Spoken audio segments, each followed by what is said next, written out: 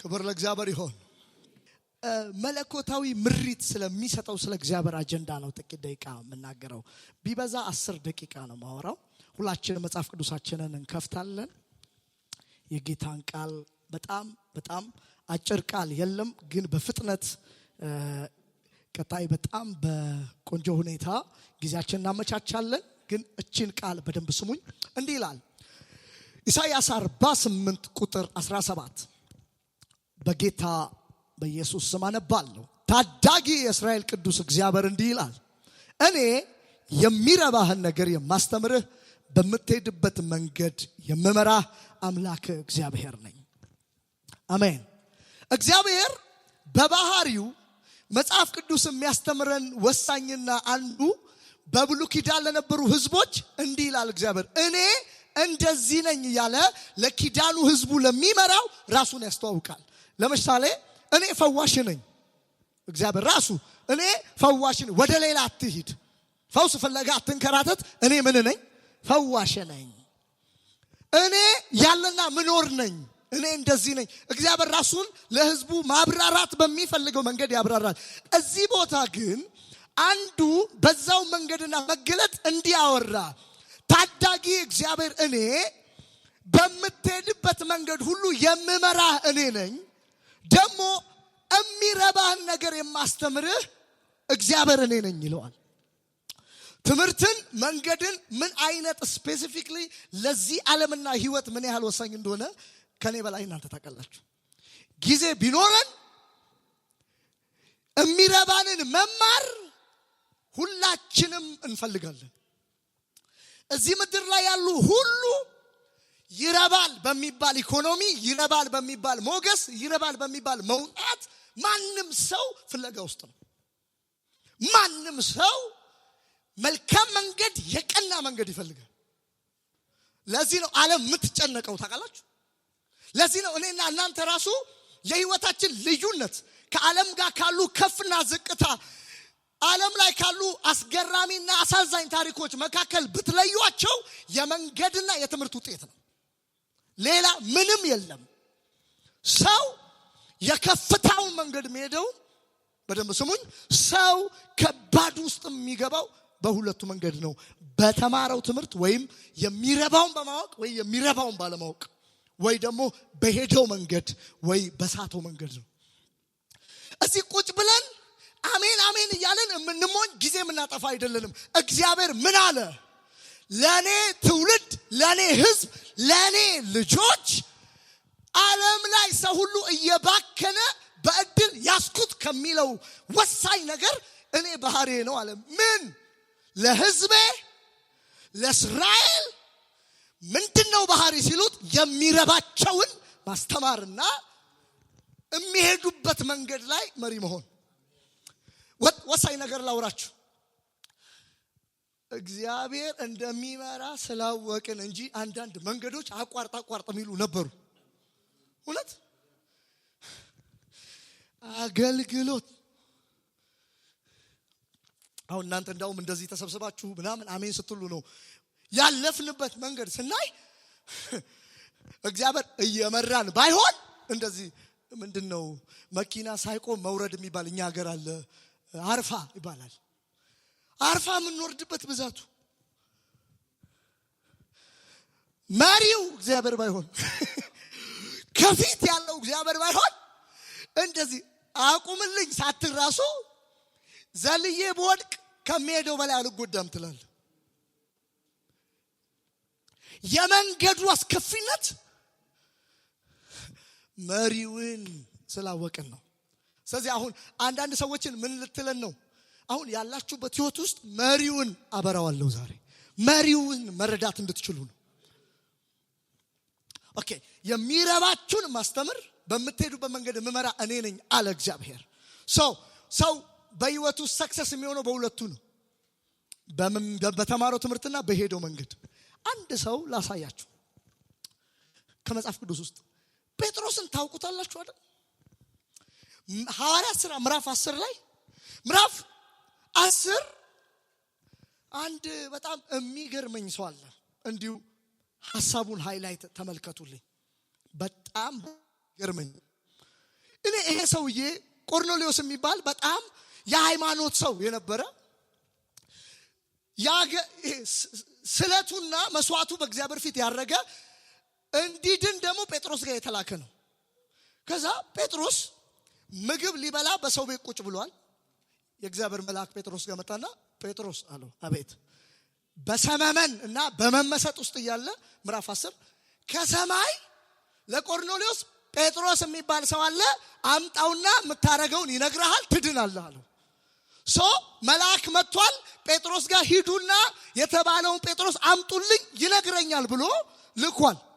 ሰዎች ወደ ጴጥሮስ እየመጡ እዩ እግዚአብሔር የሚመራውን ሰው ምን አይነት ሰው እንደሆነ።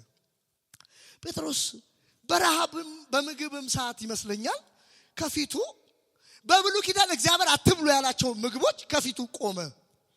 አየ። ብላ አይለው፣ አልበላም ይላል። ብላ። እኔ አልበላም፣ ይሄ እኔ እኮ ቅዱስ አድርጌዋለሁ አለ። አይ መጀመሪያ አንተ ነህ ርኩስ ያደረከው አለው። አሁን ቅዱስ ነው ለምን ትለኛለህ? አልበላም እያለ እየታገለ ሰሙኝ። ሳህኑ ተነስቶ ሄደ። ሰዎች ተንኳኩ በዛው ማይክሮ ሰከንድ። ጴጥሮስ እዚህ አለ ሲባል አዎ ምን ነው ቆርኔሌዎስ የሚባል ሰው ይፈልጋል። እንዴት? መልአክ ተገለጠለት፣ ትድናለህ፣ እሱ የሚነግር ነገር አለ፣ እሱን ጥራው ነው የተባልከው ሲባል እሺ ብሎ የእግዚአብሔርን የማዳን አገልግሎት እንደ ሐዋርያ ለመፈጸም ሲሄድ ቤቱ ገባ። ሲያየው የቆርኔሌዎስ ከባድ ነው። ሰበከ፣ መንፈስ ቅዱስን ተቀበሉ። ጴጥሮስ በመደነቅ ውስጥ ነው። ያንን የቆርኔሌዎስ ቤተሰብና ልጆች አድኖ ወደ ሐዋርያት ሲመለስ አቤት የወሬ ፍጥነት! መጽሐፉን አንብቡት። ወሬው ተዳርሷል። ምን? ጴጥሮስ ሐዋርያው ከአሕዛብ ጋር መጽሐፍ ቅዱስ ካልተፈቀደለት ነገር ጋር እንደው የማይገባ ነገር እያደረገ ነው። ይሄንን ነገር በጣም ወሬውን አዘመቱት። ጴጥሮስ ሲመለስ ወሬው ዘምቷል። አንዳንድ ወሬ እኮ ባይዘው እናንተ ስትሰሙት ራሱ ትገረማላችሁ። ታውቃለህ? አረ ይሄ ነገር እንደዛ ቆይ የነበራችሁበት ታሪክ ሲወራ በጣም ከባድ ነው። የምታስታውሱ ሰዎች የምፈልገው ታሪክ ይሄ ነው። ጴጥሮስ እንዲህ አለ፣ እኔ ምን ላድርግ? የእግዚአብሔር መንፈስ ወረደባቸው፣ ወንጌል ሰበክ። እኛ የነካን መንፈስ ነካቸው። እኛ የገባን ነገር እነሱን ገባቸው። ከኔ እነሱ ጋር ከመሄዴ በላይ እኛ የምናውቀው መንፈስ ቅዱስ እነሱ ጋር መሄዱ ነው የሚደንቀዋል። የምን መደነቅ ነው? አሁን ጴጥሮስ አድርጎ የማያውቀውን ኬላ ያዘለለው ማን ነው? የእግዚአብሔር ምሪት። እግዚአብሔር ሲመራችሁ እብድ ልትመስሉ ትችላላችሁ። እግዚአብሔር ሲመራችሁ በዚህ መንገድ የሚካሄድ የማይመስል ሊሆን ይችላል። እግዚአብሔር ሲመራችሁ በህይወታችሁ ላይ ሰው ላይ ገባው ይችላል። አንዳንድ ውሳኔዎች እኛ ስንወስን ይሄማ ትንሽ እብደት ቀዝቀዝ በል እንዲበል ይላል። የተመራ ሰው ነው የሚያውቀው። በህይወትሽ ጎዳና ሁሉ የሚመራሽ እግዚአብሔር የት እንደሚያደርስሽ ያውቃል። የታመነና እውነተኛ ነው። ሌላ አንድ የመጨረሻ ልጨምርላችሁና እንጸልይ። ታስታውሳላችሁ መጽሐፈ ሩት ላይ ህይወት ሲበጨቅ ኑሮ ህይወት ቤተሰብ ሲበተን የምታውቁት ኑሃሚን የምትባል ከሁለት ልጆችና ከአንድ ባሏ ጋር ኤፍራታ ወደምትባል ከተማ ሲገቡ ከኤፍራታ ወደ ሞዓብ ሲገቡ ታሪኩን የምታስታውሱ ሞዓብ ሀገር ሞት አጋጠማቸው። ሸሽተውት የሄዱት ሞት ነው የያዛቸው። አንተ ባሏን አጣች፣ ልጇን አጣች። ሁለቱም ደግሞ ሞዓባውያን አግብተው መጨረሻ ተመለሱ የሚያስብል ህይወት ውስጥ ደረሰች። የሚገርመው ይሄንን ነው። እቺን ብቻ ነግሬያችሁ ልጨርስ። ወደ ከተማዋ እየሄደች ሩት እኔ ካንቺ ህይወት አልለይም እያለች ስትሰብካት ኦርፋን ደግሞ ስማት ተለየቻትና የህይወቷን አቅጣጫ ስታየው እግዚአብሔር መሪ አይመስልም አይደል? እንዲህ አለች፣ እግዚአብሔር ነው ያስቆጣኝ። ከዚህ በኋላ ኑሃሚን ወይም ማራ ትበሉኝ፣ እኔን እግዚአብሔር አስቆጥቶኛልና ማራ በሉኝ ብላ ህይወቷን እየኖረች ነው። እዛ ውስጥ እግዚአብሔር ያለ ይመስላል። እግዚአብሔር እየመራ ይመስላል። እኔ በጣም የሚያስቀኝና ሁሌ ሳነበው የሚገርመኝ ሩት ጋር የተፈጠረው ዲያሎግ ነው። ተመለሺ እያለቻት እኔ አልመለስም አለች አይደል? ኦኬ ምን እያለች እንደሆነ ይሁት የኔ አምላክ አስመርሮኛል አይደል አምላኬ ልጆቼን ባሌን አሳጥቶኛል እያለቻት አው ይሄንን እንደዛ የምትዩን አምላክ እከተለዋለሁ ምንም እኮ አይታ አይደለም የቱል ያንን ይሄ ልጄን ገደለው የምትዩን ባሌን አሳጣኝ ወደ ከተማዬ ገብቼ ርስት አላገኝም የምትዩን አምላክሽን አሁን እንዴ ነው ሰው በኑሃሚን ስብከት ሚዳነው የኑሃሚን ስብከት እኮ የሚያድን አይደለም ወገኖች እዚህ እንኳን ደስ አላችሁ በማንም ስብከት አልዳናችሁም እኮ መንፈስ ቅዱስ በአመጣ እንጂ እቺን ሴት እግዚአብሔር ባይመራት እግዚአብሔር ከፊቷ ባይቀድም እግዚአብሔር የህይወቷን አቅጣጫ ባይቀይረው እግዚአብሔር እየመራ ባይሆን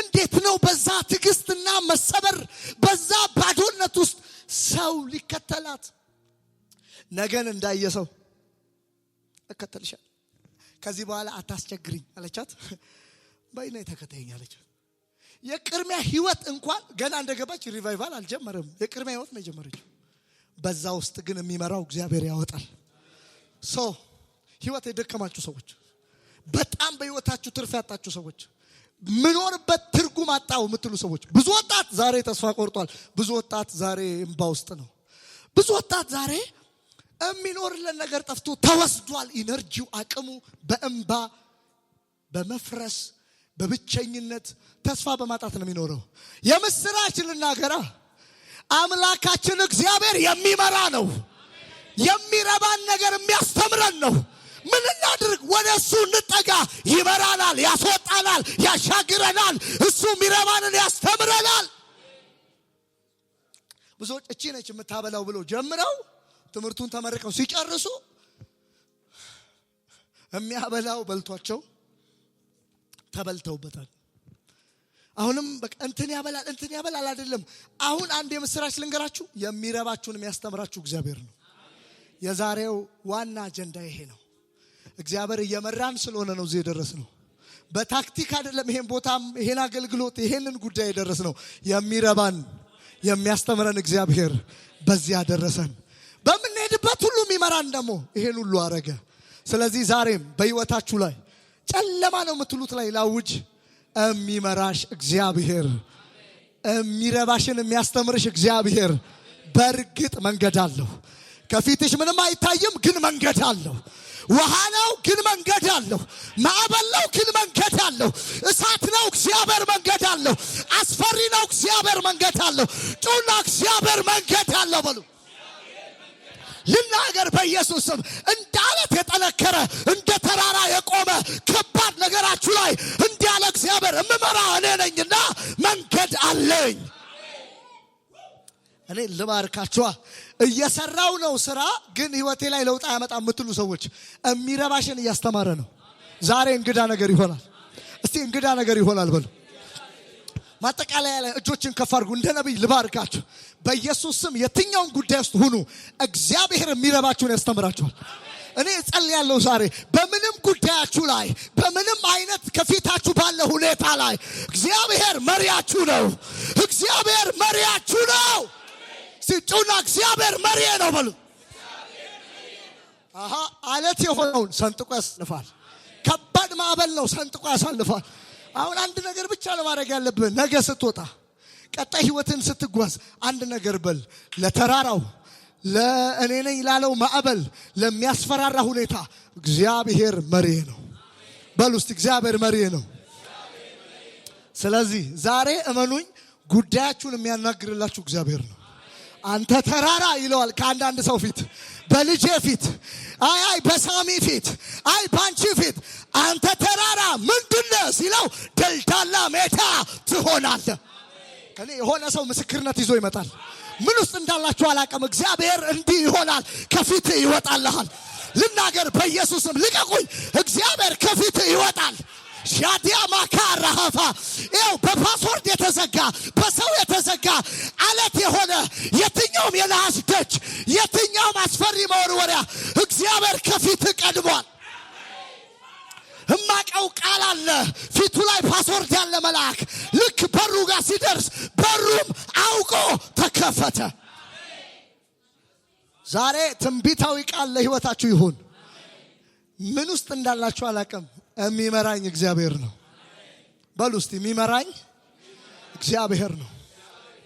ቤትሽ ደካማ የሚመስል ትንቢት ልናገር። ቤታችሁ ላይ አቅም የሌለ፣ ደሞዛችሁ ላይ አቅም የሌለ፣ ኑሯችሁ ላይ አቅም የሌለ አንድ ነገር አውጁ። የሚመራህ ማን ነው? የሚመራህ ማን ነው? ዛሬ በጌታ በኢየሱስም ይሄን በረከት ተቀበል። ስለዚህ የሚመራህ እግዚአብሔር እንዴት ትልቅ ማድረግ፣ እንዴት የረባህን ማስተማር፣ እንዴት ከፊት መቅደም፣ እንዴት ህይወትን ማስተካከል ያውቃል። ሰጥቼዋለሁ ብላችሁ ዛሬ ውጡ። ህይወታችሁን የሚረባችሁን ያስተምራል። አንድ ነገር በመንፈስ አስተውሉ። የማወራውን ምን ውስጥ እንዳላችሁ አላውቅም፣ ግን ጌታ እንዲህ ያላችሁ ነው። የሚረባሽን አስተምርሻለሁ። ህይወቴ እኮ እንዲሆነ፣ ቤቴ እኮ እንዲሆነ፣ ትዳሬ እኮ እንዲሆነ፣ ልጄ እኮ እንዲሆነች፣ እኔ እኮ እንዲሆንኩ። አይዟችሁ፣ እዚህ ቤት ያለው መንፈስ እንዲህ ይልሃል፣ የሚረባህን አስተምርሃል። ኦኬ፣ መንገዴ ላይ እኮ በጣም ብዙ ነገር ተበለሻሽቷል። የኔ ከፊቴ እማልፍ አይመስለኝም፣ ድልድዩ ተሰብሯል። የነገ መንገዴና መሻገሪያ አቅም የለኝም የምትሉ ሰዎች መልእክት ልንገራችሁ። ያለ ድልድይ የሚያሻግር አጃጃጃጃ ያ እንደዚህ አይ ይሄ ነው መንገድ ብሎ ማይልህ እግዚአብሔር በር ሲልህ ሰማኝ። ይሄ አይደለም በር ለእግዚአብሔር፣ ይሄም በር ነው። አንዳንድ ሰው በር ሲለው እንትን ይጠብቃል። እንዲህ አራት ማዕዘን ያለው በር ነው ካለ እኔ አመራሃለሁ ካለ እንዴት እንደሆነ አታውቅም። እግዚአብሔር በከበረ ደሙ ይመራሃል። ልባርካችሁ። እግዚአብሔር መሪያችሁ ነው። በኢየሱስ ስም በድል ትወጣላችሁ፣ በድል ትወጣላችሁ። እስቲ ለጌታ ክብር ያለው ሰው ጭብጨባ